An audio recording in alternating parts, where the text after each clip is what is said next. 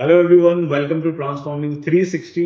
तो आज का वीडियो इतना ज्यादा इंटरेस्टिंग होने वाला है बिकॉज आपकी जो क्वेरीज आई हैं टर्म इंश्योरेंस पे उसके बारे में आज हम डीपली आपको एक्सप्लेन करेंगे उन 5 क्वेश्चंस के बारे में जो कि टॉप 5 मोस्ट इंपॉर्टेंट क्वेश्चंस मुझे लगा कि ये रिप्लाई करने चाहिए। बट उससे पहले अगर आपने हमारे चैनल को अभी तक सब्सक्राइब नहीं किया है तो सबसे पहले जल्दी से सब्सक्राइब कर लें और ये शेयर करें मैक्सिमम लोगों से ताकि हम लोग मैक्सिमम लोगों तक इंफॉर्मेशन को पास कर सके और कलेक्टिवली किसी ना किसी को हेल्प आउट कर सके to take a right decision because in insurance industry maximum of people become a victim of frauds or misselling. So we are on a vision or a mission to change this industry on a positive note. So let me start today topic. So please and तक जरूर बने रहे। तो पहला question term insurance के ऊपर, पहले term insurance को थोड़ा सा डिस्क्राइब कर लेते हैं because this is fifth most important insurance cover everyone should have. Because ये मेरे जाने के बाद मेरी फैमिली के ऊपर जितनी भी फाइनेंशियल लाइबिलिटीज जो मेरी है वो सारी टेक केयर करता है और एश्योर करता है कि उनका जो फाइनेंशियल फ्यूचर है वो कॉम्प्रोमाइजिंग ना हो। अब ये चीज एश्योर करने के लिए मुझे ये भी एश्योर करना है कि मैंने टर्म इंश्योरेंस सही टर्म पे लिया है या नहीं लिया है, क्या मेरा डिक्लेरेशन सही है, क्या जिस कंपनी के साथ मैंने इंश्योरेंस लिया है वो सही कंपनी है। चौथा, क्या जो इंटरमीडिएटरी है, जो मोस्ट इंपॉर्टेंट पर्सन है उस पॉलिसी के अंदर, that is my intermediatory, my advisor और अ ब्रोकर, क्या वो सही है या नहीं है। ये बहुत से इंपॉर्टेंट फैक्टर्स हैं जो एश्योर करते हैं मेरे जाने के बाद कि मेरी फैमिली को क्लेम मिलेगा या नहीं मिलेगा। अगर मिलेगा तो टाइम पे मिलेगा या नहीं मिलेगा, पेनफुल सिचुएशन में मिलेगा या और ज्यादा क्रिटिकल कॉम्प्लिकेशंस क्रिएट होकर बहुत ज्यादा हरासमेंट के बाद क्लेम मिलेगा। तो ये सारी चीजों को श्योर करने के लिए सबसे इंपॉर्टेंट चीज जो हमें देखनी है that is right intermediatory. So let me start with today topic. The first important question was कि टर्म इंश्योरेंस जो है वो कितना अमाउंट का लेना चाहिए। तो टर्म इंश्योरेंस इज एक्चुअली दो पार्ट्स में मिलता है। अगर if you are a salaried person so that means you are eligible for 20 time of your ITR. अगर आप एक बिजनेसमैन है तो you are eligible for 25 times of your ITR if your age is less than 45। But उससे ज्यादा age है then you are eligible for 15 time. अगर उससे ज्यादा है बिकॉज आपकी लाइबिलिटीज ड्रॉप होती है बढ़ती हुई एज के साथ। तो अगर आप 55 प्लस है तो आपको 5 टाइम ऑफ आईटीआर आपकी कवरेज कम, आपकी आईटीआर कम। सो अब यहाँ पर पॉइंट आता है, एक बहुत इंपॉर्टेंट क्रूशियल पॉइंट। बहुत से लोग हैं जो आईटीआर फिल कर रहे हैं अपने बच्चे के नाम पे, अपनी वाइफ के नाम पे, और उनके नाम पे भी टर्म इंश्योरेंस परचेज कर लेते हैं। So my dear, please be aware, they are actually not eligible for term insurance because they are not gaining any income. This is not a gainful income. ये सिर्फ और सिर्फ एक एडवाइजर जो आपको टैक्स, आपके जो टेक केयर करते हैं, आपके सीए हैं या अकाउंटेंट्स हैं, वो आपको एक जरिया बताते हैं कि आप अपना टैक्स बचाने के लिए। बट रियलिटी में ये इंश्योरेंस के लिए एलिजिबिलिटी नहीं है। आप आईटीआर आपके पास है बट वो गेनफुल इनकम नहीं है। Please be noted once again कि those person are not actually eligible for insurance. So सही अगर गेनफुल इनकम है तो उसी के बिहाफ पे आपको कवरेज मिलेगा। तो पहला पॉइंट ये बड़ा इंपॉर्टेंट है, इसे हमेशा ध्यान रखें। दूसरी चीज जो हम बात कर रहे थे कि कितना लेना चाहिए, तो I suggest if everything is fine in your family, if everything is a positive environment, तो you must take as per your eligibility, you should take. But अगर आपको लगता है कि नहीं boss, there is some dispute because in term insurance there is negative side, that is suicide is covered. But suicide हमारे India में murder को भी कन्वर्ट किया जाता है। तो एक पॉइंट है जहां पर सोचने वाली बात है कि हमें वहां पर सेंसिटिविटी अगर है तो उस सेंसिटिविटी के अकॉर्डिंग कवर सही से अमाउंट का लें, जितना ताकि मेरी फैमिली के लिए 4-5 ईयर्स के फंड जनरेट हो। Right? So my life should not become also a life-threatening situation by buying a term insurance. तो ये पॉइंट भी हमें ध्यान रखना चाहिए। दूसरा क्वेश्चन आता है कि क्या जब हम टर्म इंश्योरेंस लेते हैं, if I am a smoker, should I declare? Because उससे प्रीमियम बढ़ जाता है। Yes my dear, you should declare each and every fact about you. अगर कोई प्रीवियसली आपका इंजरी हो चुका है, कोई सर्जरी हुई है, आप स्मोकर हैं या आप नॉन स्मोकर हैं, जो भी है प्लीज जनरली उसको अपनी पॉलिसी में एंडोर्स कराएं। देखिए, होता क्या है कि हम थोड़ा सा पैसा बचाने के लिए अपने उस सारे पैसे को वेस्ट कर देते हैं।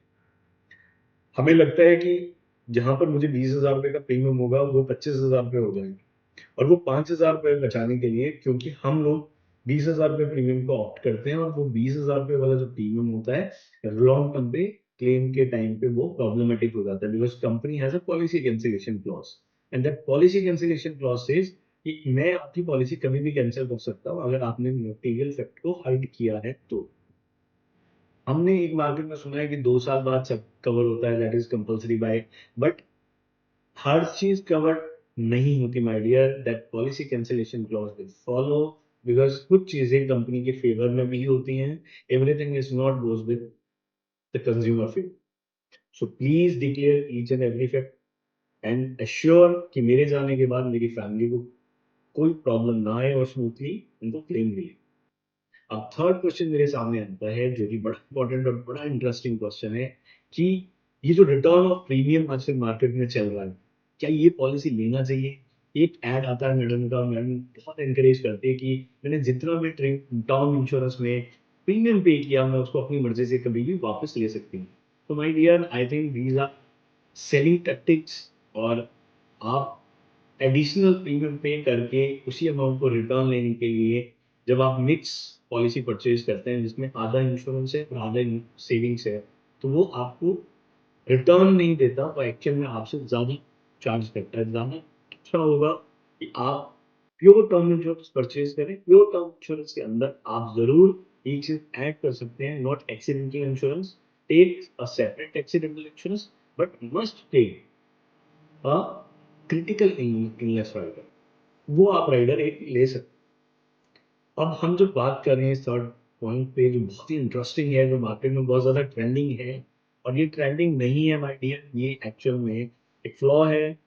प्लीज अंडरस्टैंड, आप अगर रेगुलर प्रीमियम पे कर रहे हैं, so it may be at the age of 33 you are paying 25,000 rupees averagely, I'm taking an assumption of 1 crore rupees of cover, but अगर मैं रिटर्न प्रीमियम वाला ले लेता हूँ तो वही प्रीमियम लेना 30-35 के आसपास चल।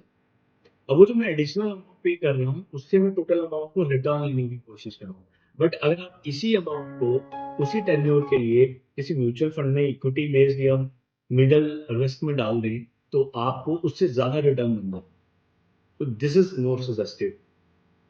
सो take a plain insurance, pure protection cover. So fourth question is very very very interesting, कि ये जो टर्म इंश्योरेंस है, इसमें टर्म कितना लेना चाहिए? मार्केट में ये है कि सर आपको 70 ईयर्स का टर्म ले लो, योर एज इज 30, तो you will be covered up to 100 years. या आपकी एज 40 ईयर्स है, सर आप 60 ईयर्स का टर्म परचेज कर लो, या 50 ईयर्स का टर्म परचेज कर लो, so you would be cover at the age of 90 और 100। So my dear, please try to understand. मेरा फंडा बहुत सिंपल है।